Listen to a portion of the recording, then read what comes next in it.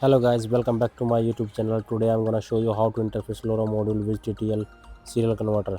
As you can see in my hand, this is a LoRa module. LoRa module is used to communication up to 10 kilometers without any internet and Wi-Fi. So this LoRa module I have connected with TTL converter via 4 wire RX, TX, VCC and ground. RX pin is connected to the TX and TX pin is connected to the RX. VCC connected to the VCC and ground connected to the ground. So this LoRa module operate on 3.3 voltage and is working on AT command. LoRa modules having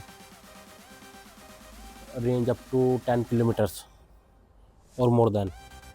If you in your application you want to use LoRa module where you don't need any Wi-Fi, before AT commands you need to know some serial tools. I have connected LoRa module to laptop via TTL converters. This is the Coolterm serial monitor tool. You can use any tools like Putty, Hercules, Telegram, etc. I have opened this tool and go to the option and select the some settings like comport and baud rate LN5200. Then click OK.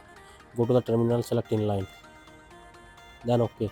Press on connect. Wait for some time. After connected, you can see right hand side some signal is green, means your TTL is connected to the LoRa module. Now we can send AT command AT, then you will see the response OK, means your module is working fine, as you can see on the monitor. Zoom, you can see OK response. If you want to know the address of this module, then you can send AT plus address, that's question mark, because we need to give the address of every module if you want to communicate between 2 or 3 modules. So need to define the address. Now this address is 2. If you want to change the address, then you can send AT plus address is equal to 1 and whatever number you want to give the address. In my case, AT plus address is equal to 1. Then enter. You can see the response OK, means your address now change. If you want to know the address, then you can send AT plus address question mark.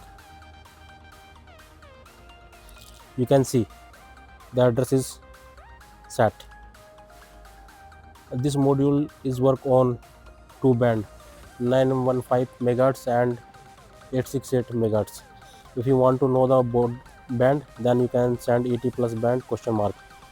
Then you will see the reply on monitor.